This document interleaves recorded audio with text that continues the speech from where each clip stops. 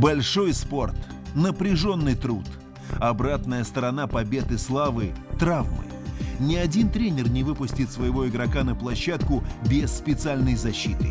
Видели ли вы профессионального боксера без перчаток, фехтовальщика без маски или хоккеиста без шлема и щитков? Ответ – нет. Так почему же мы забываем о том, что наш труд тоже должен быть защищен?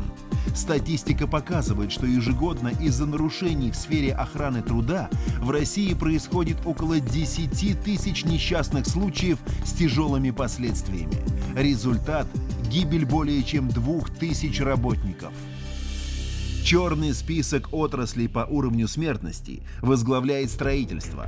На втором месте – обрабатывающая промышленность. Далее транспорт и лишь потом добывающая отрасль, погибшие шахтеры и горняки. Несчастные случаи со смертельным исходом встречаются абсолютно во всех отраслях. Медицина и образование тоже в этом списке.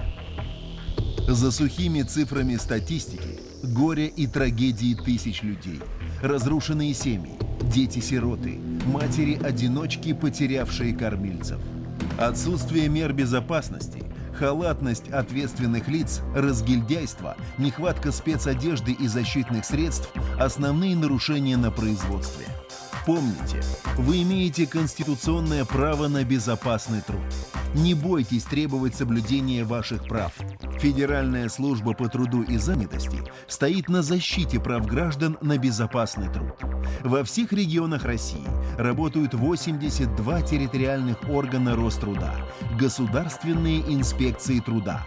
Найти горячие телефоны и направить обращение вы можете на нашем официальном сайте www.rostrud.ru. Твой труд защищен.